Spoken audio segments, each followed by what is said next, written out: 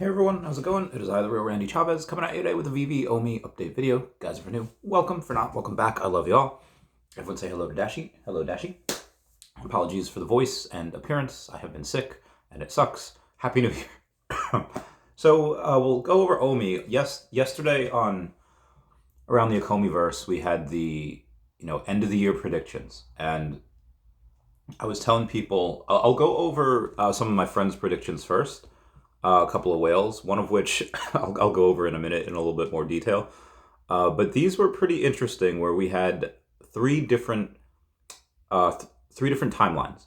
We had April 1st, September 1st, and Christmas of 2024.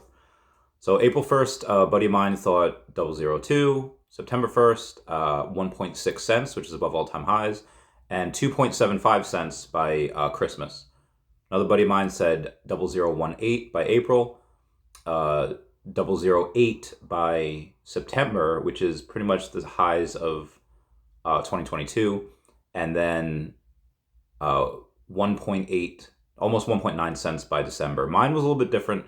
Mine was 002 by January, 008 by September, which is pretty much what he said, and 1.5 cents by Christmas, which is the prediction I gave yesterday.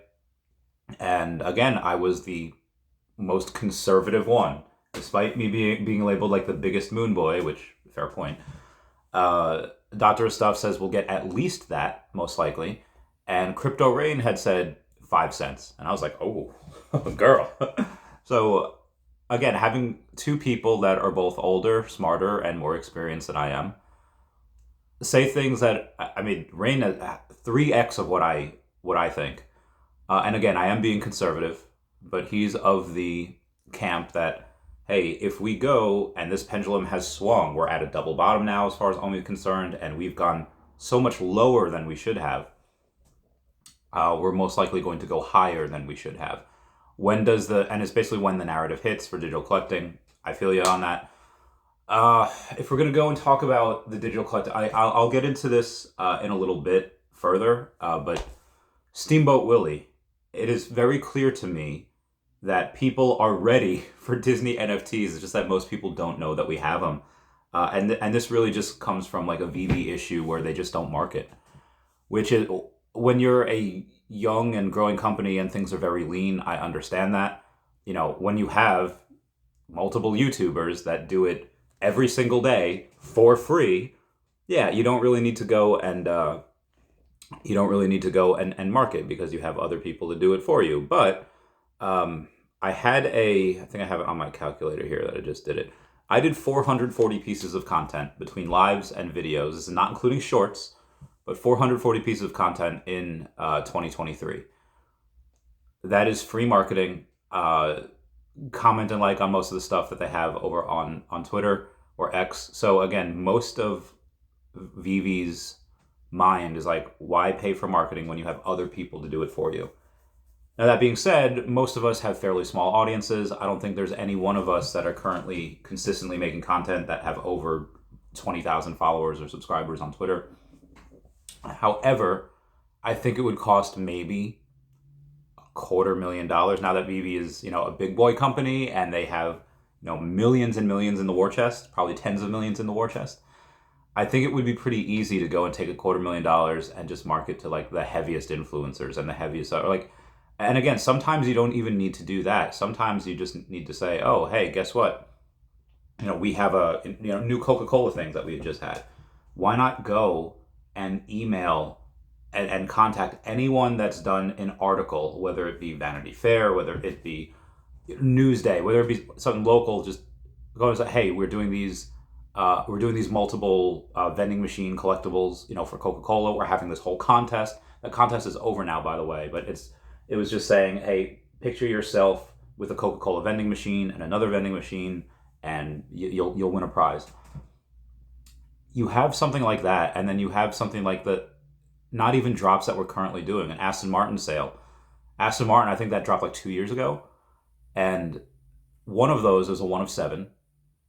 That was sold for $12,500, and there's not one media coverage post of it. Like how, and again, it's likely VeVe saying, not yet, it's not. I don't think it's something incompetence. I think it's something like, hey, we want to wait, and then we're going to market like mofo's. But again, all it takes is somebody to go and send an email to anyone that's covered anything on James Bond over the last couple of years, like, hey, guess what this just sold for? It's a digital collectible, it's whatever. That wouldn't be too hard, in my opinion. And as that happens, you're going to see, yes, a bunch of people get into digital collecting, but then you're going to see a bunch of other people also get into the token. And, like Earth 2, that had said, hey, the white paper will launch at some point this quarter, either in February or maybe even January this month. They will go and do a listing on an exchange closer to the halving, likely what VeVe is going to do with the OMI token as well. I'm going to be super conservative and say we get it more towards end of Q2, but we're likely going to get that at or around halving, whenever that is, March, April, in that time frame. So OMI is not going and following the trends here, because we had Bitcoin over 45,000. It increased like 4% yesterday just on stream. We'll take a look at the actual numbers here at 45.1. So we're up 5% on Bitcoin, 1.7 on Ethereum. Everything else pretty flat. Avalanche is up 2.2, Cardano's up 1%. But like I said, everything is pretty flat. Nothing really above or below 1%, except for OMI down about 2% to 0.0067. Jordan had said on the stream yesterday, between 0.0066 and 0.0067, there is a lot of liquidity there. There are a lot of buy orders there. So I would love it if it got down to 0.0055 again. I would buy some more. I don't think it will. Not to say that I won't buy down here. I did say that if we're still down here in like March, I'll go and really, put the pedal to the metal and start buying a lot there. But as of right now, I'm having fun. I'm just having fun with a lot of things. I was looking into who is the number 2 on the Marvel sub 100 list, if you go on Stacker. And that happens to be a good friend of mine that had just reached level 95. So I was like, oh, it's you. I don't know if I'll overtake him now that he knows he's number 2 in that spot. So being number 3 right now, I'm okay with. That's my goal for 2024, trying to be that number 2 spot for Marvel sub 100s. He currently has, I think, 129. I think I have like 121 sub 100 Marvel collectibles. I will try to. Speaking of things, they want to go Mr. MC1. He has a big space, and I think David's coming as well. It's January 3rd at 7 p.m. Eastern Standard Time. So that's something that he's going to go and have a really big space, honor a couple people doing really cool things, and then David will be there as well at some point. So don't want to miss that. And that's on X, on Twitter, and you'll see everyone in Spaces. So the other day we had the top 4 secondary market brands, and I thought this was really interesting. Number 4 is Disney Golden Moments, as it should be. There's a couple of those. I think you get like a Timon and Pumbaa for like $23, really cheap. It just said Hulk as number 3. Now it didn't say if it was the common Hulk or just the Hulk line, because the Hulk, I think it's the Hulk line, because you have Disney Golden Moments, all of them. You have Marvel Mighties, you have all of them. So the Hulk line, it's not going to be the normal Hulk. It was going to be the Maestro Hulk, because they have now burned, I think, like 700 something Maestro. So whatever the circulating supply is, or whatever the total supply was, you just subtract like 750. Actually, it's probably like 840 or whatever, because they keep the original first 90, or the first 40, then 50 on top of that. And then they burn like another 700. So that's pretty cool for the supplies. For anyone that has Maestro, you're looking okay. And then they had, so that was number 3. Number 2 was the Coca-Cola vending machines. And then number 1 was Marvel Mighties. Oh, part of that is because of me, because I'm always buying a bunch of those. Trying to go away from, I have, let's say, like 70, Lady Deadpools. I don't need 70 Lady Deadpools, but like nine of those are sub 100. Same thing with I think Queen Ramonda's. I have a couple of her sub 100, but I have like 60 in general. So I'm trying to go and do more of the less is more, quality over quantity type of deal. But who knows? There could be something really cool if you have a ton of them. Anyway, the secondary market collectibles, like the actual collectibles, Coca-Cola vending machine, the 1980s one. The Scarlet Witch was number 3. The Maestro was number 2. And Falcon was actually number 1. I don't know why Falcon.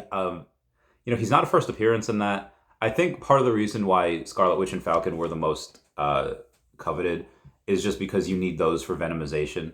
And be advised, guys, if you go and you take a look at this next Marvel Mighty set for Beast and Storm that have the same supply, one is a first appearance, one is not, they're probably going to be around a similar price. I think Scarlet Witch is like $12, and what's his name, Falcon is like $9, like $21. So even if the next set, they're like $25 total, that's less than $50. It's $46.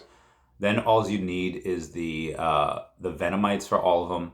So that'd be $60. So you're really looking at $100, then $50 to craft.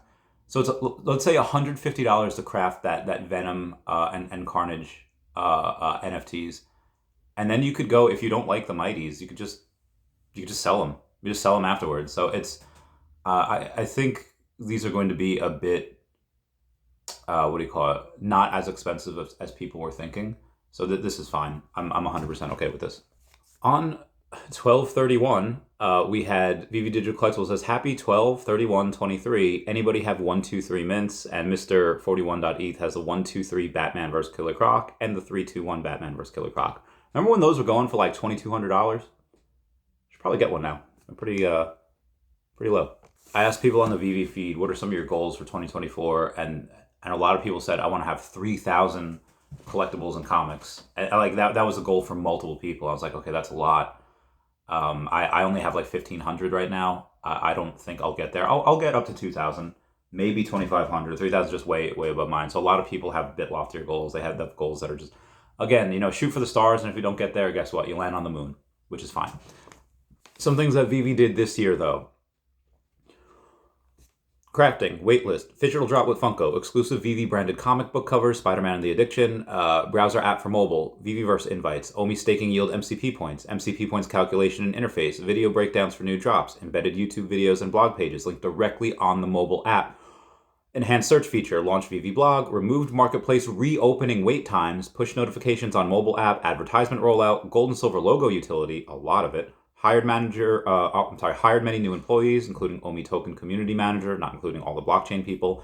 Profile URL, exporting AR photos directly from the app onto socials. Drops with new brands, including Lamborghini, Louboutin, Sesame Street, Astro Boy, RoboCop, Monster Hunter, Stan Lee, Avatar, and Ubisoft. And OMI utility begins yesterday with the bronze tickets reward. So that's a lot that VeVe had done over the last year. Comment down below what you're hoping for in 2024. So we had a sale real quick for R2-D2 Golden Moments number 80, and it was bought by Husk Show. It was bought for $2,286. So we're healing. The earth is healing. People are spending a lot of money. Like, you have a lot of big sales recently. Most notably, you have the Aston Martin, which had sold for $12,500, and then you have the partner statue 1923, which is the year Disney was founded, as the sold for double that, about $25,000. So you have really a lot of people spending. That's money. Like, that's real money. That's serious money. It's not like, oh, I'll spend a couple hundred here, on a couple of these Marvel Mighties like I'm doing, or even like a couple thousand. Hey, I'll get a partner statue too, and that's still a lot. But in the five figures, that is a nice bet, and it's proof that people are willing to spend. Now, I know I just had to get a little bit more into it. The Steamboat Willie people, that, God, they originally were minted for like $2. Then they were going for like $430. I haven't checked it in like a day, but you have a lot of people having this as like a rallying point. And the reason this happened is because Steamboat Willie went into the public domain. You have a lot of those that we got in the public domain. You had Winnie the Pooh that happened a couple of years ago, and that's why this year we have Winnie the Pooh Blood and Honey. There could be a Steamboat Willie horror movie where he's, just axing people. I think that'd be fun. But a lot of people are using this as a rallying point, saying NFTs are back. And there is an article that I guess I'll end it with this, and then there's a lot more news to go over, but I'll do that on another time. Oh, also, before I get into this, go and update your VeVe app. It's on for Apple and Android. Just update it. It's just minor fixes and improvements. But anyway, from Decrypt says, Crypto Crystal Ball 2024. Are NFTs dead or reborn? By all accounts, crypto is at a crossroads. Across markets, the legal and regulatory landscape, and the Web3 startup ecosystem, there's little disagreement among industry leaders that 2024 could shape up to be one of crypto's most consequential years yet. Whether those events will finally lift the industry out of winter to new highs or imperil it remains another question. But do not panic, dear reader. While nothing about the future can ever be certain, least of all when it comes to crypto, Decrypt has spoken to analysts across finance, policy, and the NFT space to peek behind the curtain. After exploring the impact of a spot Bitcoin ETF and how Bitcoin and TradeFi will finally merge, and when we'll get regulatory clarity in the US, here's a look at whether NFTs are poised to rebound in 2024. Spoiler alert, they will. Amid the enduring crypto bear market, few asset categories have fared worse than NFTs. Even recent modest gains for NFT trading volumes still have the industry down a whopping 93% since the frenzied highs of early 2022. A sign of the extent of the slump, even the term NFT itself has become a dirty word in most circles, which is true. If crypto markets do eventually rebound, will NFTs be in a position to come along for the ride? Pedro Herrera, which is DappRadar's head of research, is confident that NFTs will enjoy a major resurgence in 2024, but he isn't talking about the profile picture or PFP market. Quote, collectibles that we were so used to in 2021, like Bored Apes and CryptoPunks, have slowed down. People are starting to grasp the real concept behind NFTs, which is proving ownership, authenticity, and so on, end quote. Herrera believes that the technology underlying NFTs has finally matured to the point where it can start realizing its full potential, one that reaches far beyond facilitating the swapping of cartoon animal JPEGs. Love that. Always said that.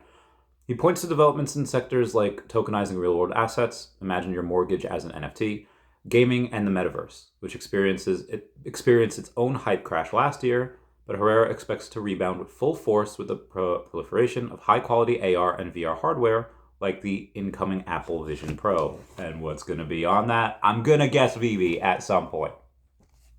We're starting to see a lot of use cases apply beyond simple collectibles, Herrera said, and I think that trend will continue strongly in 2024. That doesn't mean all PFPs are dead, the analyst wants to make clear. A handful of blue-chip NFT collections like Pudgy Penguins, Bored Ape Yacht Club, and CryptoPunks have managed, either through first-mover advantage or clever tactics, to evolve past collectibles into strong IP brands with value in both digital and physical realms. I wonder when people are going to start talking about VeVe and Disney and Funko and maybe some other announcements we'll have in spring of this year. That handful of collections should now be able to grow and develop with the NFT industry as it matures, but as the NFT industry comes out of a crypto winter and progresses to its next stage, the vast majority of NFT collectibles out there will likely miss the boat. Agreed 100%. Over 99% of NFTs out there are trash. They are worthless. So that's where you go. And in my opinion, not financial advice, you stick with some IP that has stood the test of time, has been around for hundreds of years. And again, I will do another video on more news. This was already at 18 minutes, so please comment, like, and subscribe. Comment Chavez, I hope you feel better. Everyone say bye-bye to Dashi. Bye-bye, Dashi. I love you guys. Goodbye. Meow, meow, meow, meow, meow.